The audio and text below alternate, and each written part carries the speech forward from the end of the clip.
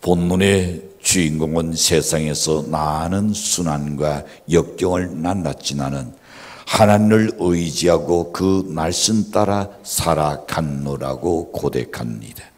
그때마다 본문의 주인공은 언제나 평안이 넘쳤고 더욱더 하나님을 의지하게 되었노라고 말합니다. 그래서 그는 하루에도 7번씩 하나님을 찬양하고 기도하면서 평안을 얻었다는 것이 본문의 내용입니다.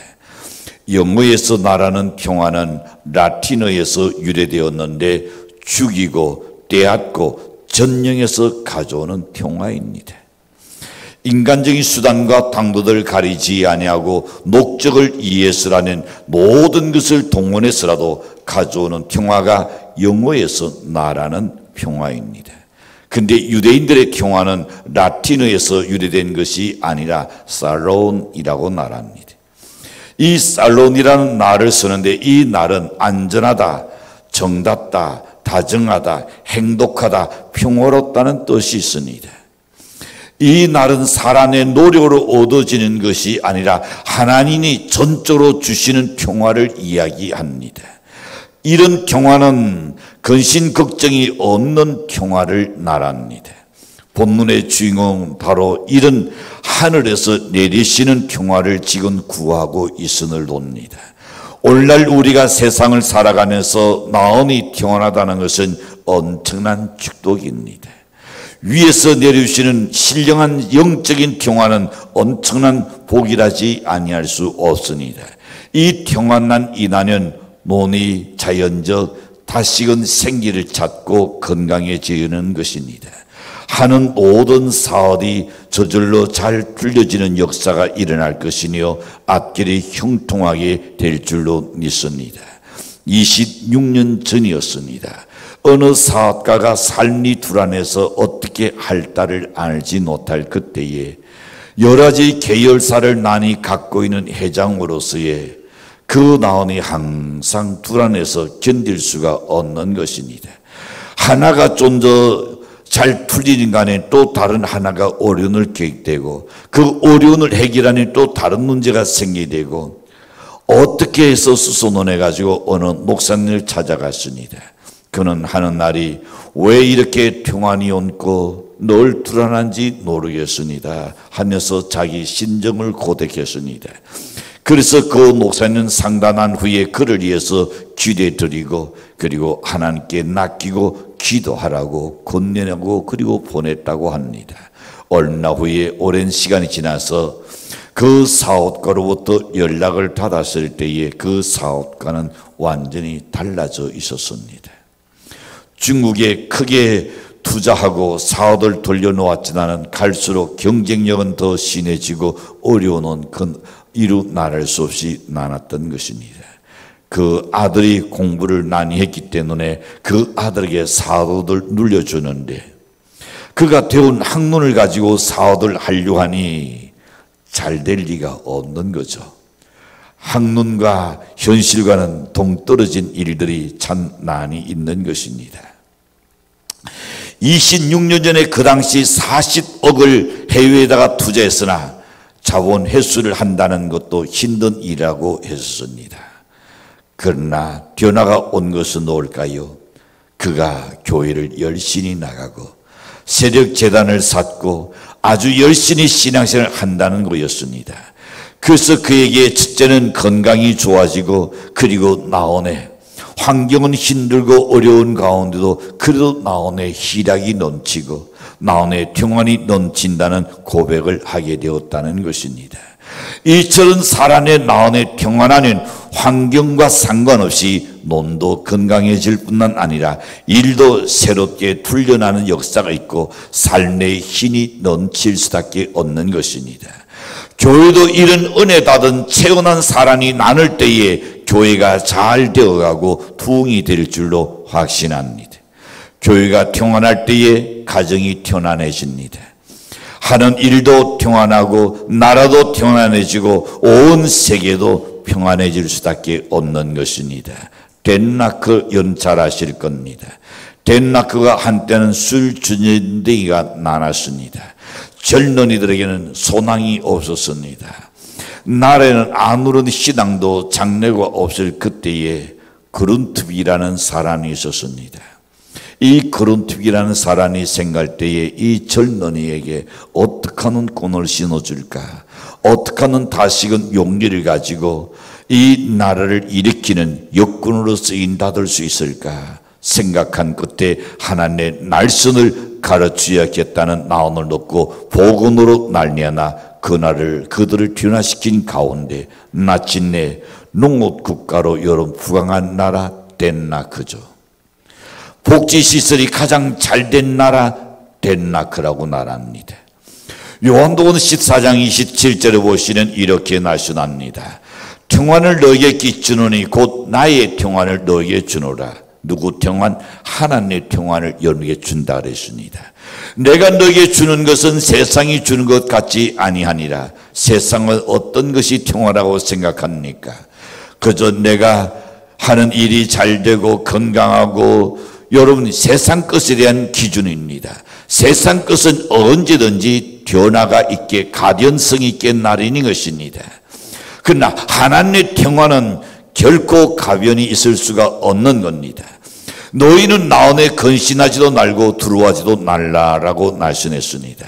그래서 본문의 주인공은 주님이 주시는 평안을 가져야 난 세상을 독되게 살 수 있다는 것을 고백합니다. 그러는 어떤 신앙 자세를 가지고 살아가야 나니 진정한 참 그리고 큰 평안을 우리가 누릴 수 있을까요? 그 첫 번째 말씀드리고자 합니다. 하나님과 바른 관계를 맺어야 합니다. 하나님과 바른 관계가 되어 있지 않은 한 우리의 평화가 있을 수가 없는 것입니다. 하나님과의 관계가 다르지 않은 하나님의 축복을 받을 수 없고 우리 스스로가 하나님을 논리할 수밖에 없습니다. 하나님과 다른 관계가 안 돼 있는 사람은 스스로가 하나님을 논리합니다. 예배와 논리합니다. 하나님 교회와 멀어지는 겁니다. 그러나 하나님과의 바른 관계가 되어 있는 사람은 누가 뭐래도 하나님과 가까워지기를 애를 쓰는 사람일 겁니다. 그래서 시편 119편 163절을 보시는 이렇게 말합니다. 나는 거짓을 미워하며 싫어하고 주의 율도를 사랑하나이다 라고 말했습니다. 이사야 57장 21절에서 보면 이렇게 말씀합니다. 내 하나님의 날씬에 악인에게는 무엇이 없다고요? 평화가 없다. 그렇습니다. 악인에게는 평화가 있을 수가 없는 겁니다. 거짓을 행하는 사람이나 악을 행하는 사람에게는 마음의 평안이 없다는 겁니다. 큰 일을 하든지 작은 일을 하든지 사람은 마음이 평안해야 할 줄로 믿습니다. 잘 먹든지 못 먹든지 넓은 지대에 살든지 좁은 지대에 살든지 마음이 평안한 것이 최고의 복이 아닐까 말입니다. 죄와 젖선이 되어 있지 않는 사람입니다. 악한 일과 연계되어 있으면 우리에게는 평안이 없습니다. 아무리 애를 쓰고 노력을 해도 평안이 찾아올 수가 없는 겁니다. 죄는 평안을 뺏어갑니다. 사람이 죄를 짓고 나면 나온의 평안을 뺏어가 버립니다. 사람한테는 나는 당당하다고 큰소리치도 양심은 속일 수 없는 것 아니겠습니까? 그래서 그의 나온이 언제든지 불안합니다. 언제 들통날까? 언제 내가 둘려갈까? 언제 내가 이 일에 이 권력에서 끝날 것인가? 누가 나를 하지 않아도 그의 양심은 아마 알고 있을 겁니다.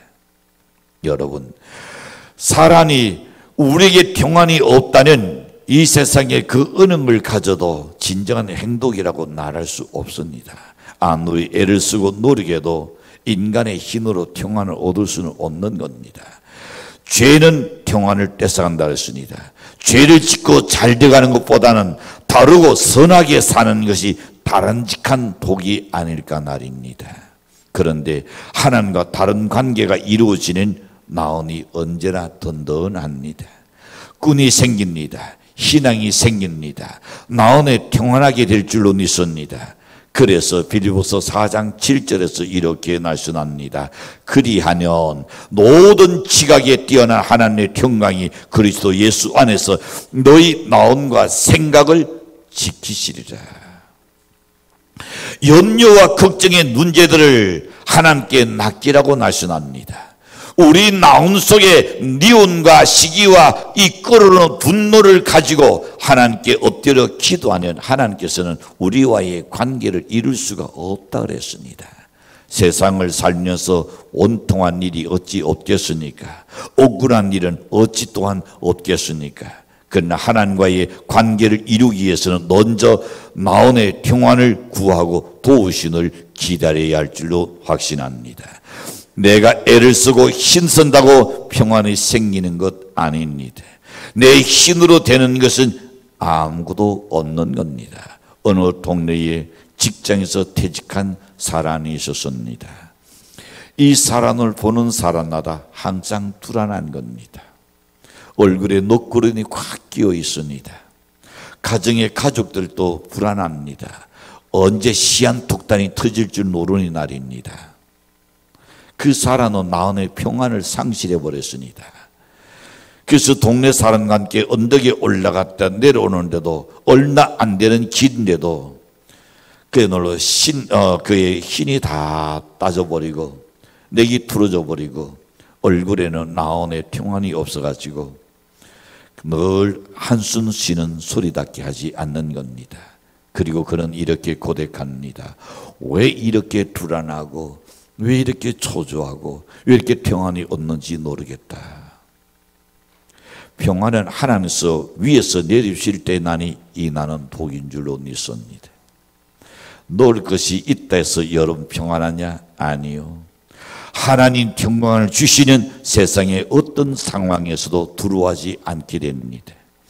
하나님과의 관계가 잘 맺어지는 염려와 걱정을 주님께 다 맡기는 될 줄로 확신합니다. 그리하면 주님께서 지각에 뛰어난 하나님이 우리에게 더 좋은 것으로 안겨주신다고 말씀하셨습니다. 제가 아는 어떤 사람 중에 4~5대 성공한 부부가 있었습니다. 청년 시절에는 예수를 잘 믿었습니다. 교회에서 결혼식을 올리고 뭔가 장래가 촉망되는 사람이라고 모든 사람이 그렇게 생각했었습니다. 그 사람이 서울로 사업을 하러 올라와서 어떻게 하다가 사업상 여러 가지 사람을 만나면서 교회는 점점 멀어지기 시작했었습니다. 그리고는 저녁난 데는 술자리가 잦아지기 시작했습니다. 술에 취해서 들어오는 신앙생활을 잘못한 어떤 죄책감 때문에 그것이 나온을 짓눌렸습니다. 때로는 사업을 잘못하는 그 두려움 때문에 언제 이 사업이 망할 것인지 그 두려움 때문에 나온이 괴로웠습니다.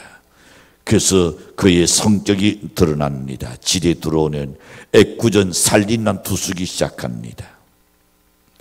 부인은 교회의 집사의 지단이라 남들에게 흉이 될까 봐 얼른 부서진 물건을 다 치우고는 아무 일도 없었던 것처럼 그렇게 세월을 보내기 시작했습니다. 어느 날이었습니다. 남들이 똑같이 집에 와서 그와 같이 그릇들을 부수고 망가뜨리기 시작했었습니다. 어느 날은 부인이 가난히 둬버렸다는 겁니다. 아예 치울 생각도 하지 않고 너무나 마음이 아파서 하나님께 엎드려서 단세도로 기도하고 있었습니다. 새벽 누르디였습니다. 그때 하나님의 세미한 언성이 거기에 들렸습니다. 네가 그 모든 것을 해결할 수 있다고 생각하느냐? 다 맡겨라. 지각에 뛰어나신 하나님의 평강이 너와 함께해야 한다. 이 음성을 듣는 순간에 그 여인의 마음 속에 평화가 넘치기 시작하고 나온이 그렇게 안정이 되더라는 겁니다.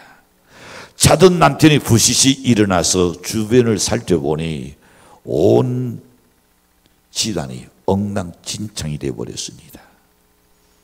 자신의 잘못된 노릇을 그 노릇을 두고 깨닫습니다. 어디서 내가 이렇게 잘못되었는가?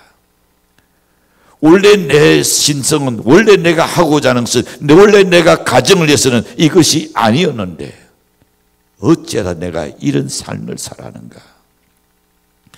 그의 떨어진 신앙의 원인을 찾아내서 그리고는 그 남편이 그 자리에서 회개하기 시작했습니다. 근데 놀라운 것은 그날 이후로 새로운 힘을 얻기 시작했습니다. 그리고는 교회에 또는 일 있다고 못 나오고 바위 안 난다고 못 나오고 하던 것을 이제는 다 끊고 일단 하나님한테 내가 올인하자. 그래서 교회에 열심히 나갔습니다. 교회에 남들이 하지 않는 굳은 일이나 힘든 일은 아주 기쁨과 즐거움으로 그가 충성스럽게 하는 가운데 하나님 놀랍게 그의 사업의 문제도 저절로 해결되더라고 고백했었습니다. 요한 3서 2절에서 이렇게 말씀합니다. 사랑하는 자여 네 영혼이 잘된 같이 그단의 시작 네가 간근하기를 내가 간구하는다. 이게 하나님의 원리입니다. 네 영혼이 잘 되면 본사는 하나님이 잘 되게 해주시고 너의 육체도 간근하기를 내가 해주겠다 그랬습니다. 하나님 해주는 틀림없는 줄로 믿습니다. 우리는 중대한 문제가 생겼을 때에 세상의 평화를 구하기 전에 먼저 하나님과의 관계를 한 번 더 돌아보시길 바랍니다. 지금 나를 도시는 하나님이 어떻게 도실까? 하나님과 나와의 관계가 지금 잘 되어 있는가? 내 스스로의 관계를 생각해야 합니다. 그리고 여러분이 주님께 구하는 신령한 은혜로 함께 하실 줄로 믿습니다. 하나님과 나와의 관계가 잘 되면 오죽하는 세상에서도 뭐라고 이야기합니까? 가하 만사성이다. 가정이 편안하고 가정이 잘 되면 그러는 모든 만사가 잘 된다 그랬습니다. 근데 전지전능하신 하나님과의 관계가 올바르게 잘 되어가는 연애 앞길이 풀릴 줄로 확신합니다. 하나님 연애 거론을 인도하실 겁니다. 하나님 연애하고자 하는 그 모든 일들 위해 축도하실 줄로 믿습니다. 두 번째 생각해 봅니다. 하나님께서 구원해 주시기를 바라는 믿음을 가져야 합니다. 시편 119편 166절에 보시는 여호와여 내가 주의 구원을 바라며 주의 계명을 행하였나이다. 주의 구원을 바란다 그랬습니다. 주님이 길을 열어주시고 구원해 주셔야지 내가 행한다고 해서 되는 것 세상에는 아무것도 없습니다.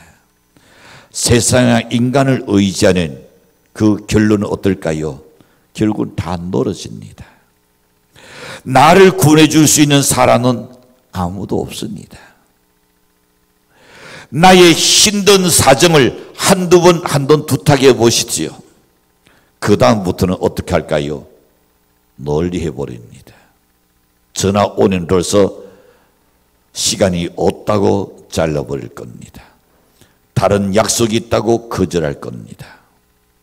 나 우리 가운데 그런 경험이 있는 분이 있을지 모르겠으나 나는 여러분 사람을 의지할 것 못 되는 것을 하나님 이렇게 말씀합니다.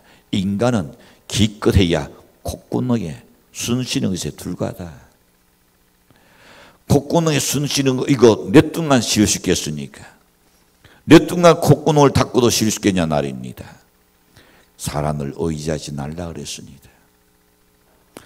썩은 지푸라기와 같은 것이 인간입니다. 가장 강한 것 같지는 않은 가장 약한 것이 인간입니다. 가장 능한 것 같지는 않은 가장 근나 무능한 것이 인간인 것을 알아야 합니다. 하나님께서 우리의 죄악에서 우리를 깨끗게 해주신 줄로 믿습니다. 우리를 붙들어 주시고 질병에서 치료하여 구원해 주시고 진퇴양난의 상황에서도 우리를 구원해 주실 은혜로와 하나님이 함께 하셔야 할 줄로 믿습니다. 북한에서는 지금도 굶주려 죽는다고 아우성들입니다. 그것이 어제 오늘의 이야기가 아니잖아요. 그래서 남한에서 인도적인 차원에서 지금까지 먹을 것도 보내주고 여러 가지 도와주려고 애를 쓰는데 얼핏하면 뭡니까? 남친의 야욕을 버리지 않고 있습니다. 남쪽을 향하여 총을 쏘고 대고 무장공비니여 잠수함이니여 드론을 보내서 남한의 군사시설을 정찰하고 혼란을 이야기하고 있습니다. 남북한 실무회의 중에서도 전쟁이 일어나면 서울은 뭐라고 이야기하니까? 뭘로 안 된다? 불바다를 만들겠다. 아예 이런 낭언을 서슴지 않고 하고 있습니다.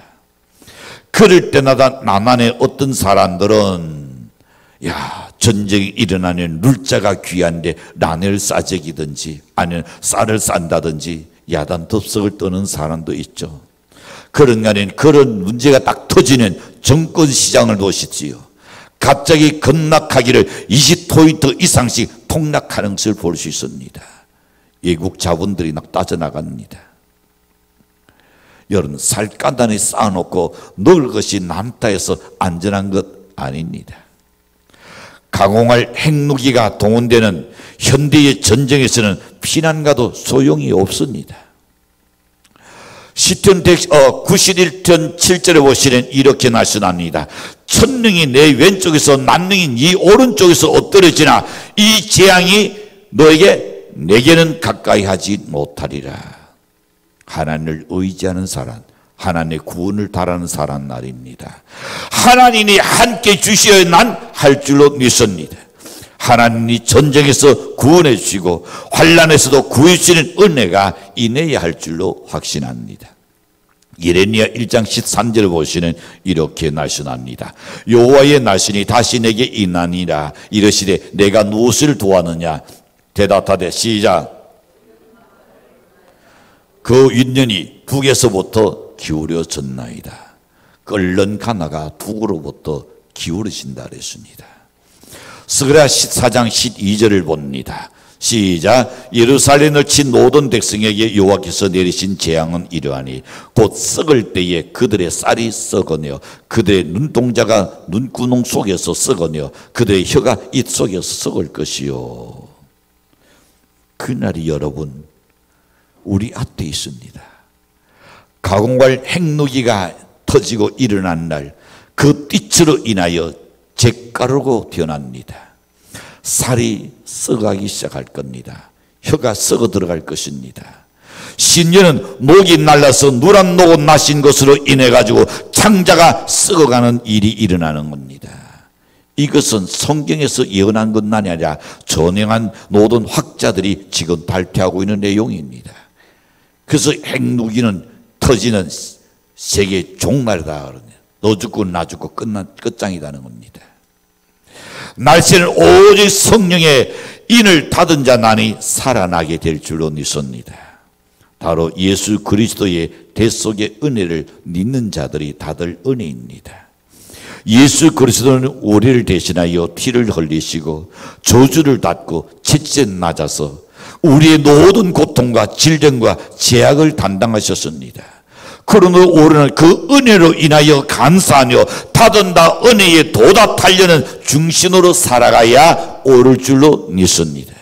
우리 심령에 이런 구원의 은혜가 충만하는 난 모르는 평화가 넘치될 줄로 확신합니다. 세 번째 생각해 봅니다. 주의 법을 사랑해야 한다고 말씀합니다. 그래야 온전한 큰 평안을 얻을 수 있다고 했습니다. 시편 119편 165절에서 주의 도를 사랑하는 자에게는 무엇이 있다고요? 큰 평안이 있으니 그들에게는 장애물이 없으리라.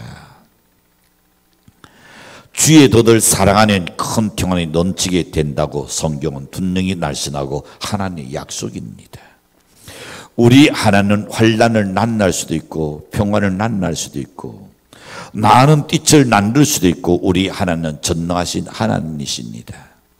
그러므로 이사야 45장 7절에 보시면 나는 띠도 짓고 그 다음에 어둠도 창조하니 나는 평안도 짓고 환난도 창조하니 나는 여호와라. 이 모든 일들을 행하는 자니라 하였노니라. 그렇습니다. 우리는 전능하신 하나님을 바라보며 주의 도를 준행하면서 살아가야 합니다. 사람의 생각이 완벽한 것 같아도 어떤 사람이 행하는 것이 잘 될 것 같지만은 그 걸음을 인도하시는 이는 그 뜻대로 이루시는 이는 하나님 줄로 믿습니다. 우리의 생각대로 절대로 되지 않는 겁니다. 역사를 주관하시는 이는 하나님이십니다. 그 하나님을 우리는 의지하고 그 하나님의 법을 쫓아서 준행하며 그 법을 사랑하며 지키며 살아야 할 줄로 믿습니다.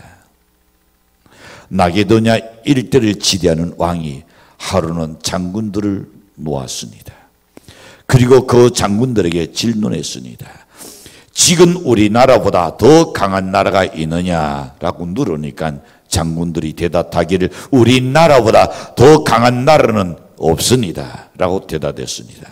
그랬더니 왕이 말하기를 그러면 나머지 나라들도 다 전령해 버리지 왜 가난이 두느냐 라고 장군들을 눈치가니까 그래서 장군들은 왕의 명령대로 다 전령하겠습니다. 그러나 왕이요 한 가지 여쭐 일이 있습니다. 그것이 뭔가? 신하가 왕에게 질문합니다. 이 마게도냐 지역을 다 점령한 다음에는 어떻게 하시겠습니까? 왕은 대답하기를 그 다음에는 그리스 전부를 점령하고 그리고 이태리를 점령하고 그리고 시실리아를 점령하고 전 유럽을 다 점령해서 지배하게 될 것이다. 신하가 다시 왕에게 묻습니다. 왕이여 그 다음은 어떻게 하실 생각입니까? 그야 아프리카 전령을 점령하고 온 세계를 점령해 나갈 것이다 라고 대답했습니다. 신하가 다시금 왕에게 묻습니다. 왕이여 노하지 나옵소서. 그 이후에는 무엇을 다시금 할 거냐고 물었습니다. 모든 세계를 내가 점령한 후에 그 후에는 내가 평안히 먹고 마시고 그리고는 즐길 것이다. 그때 지혜로운 신하가 말하기를 대왕이시여 노하지 나옵소서.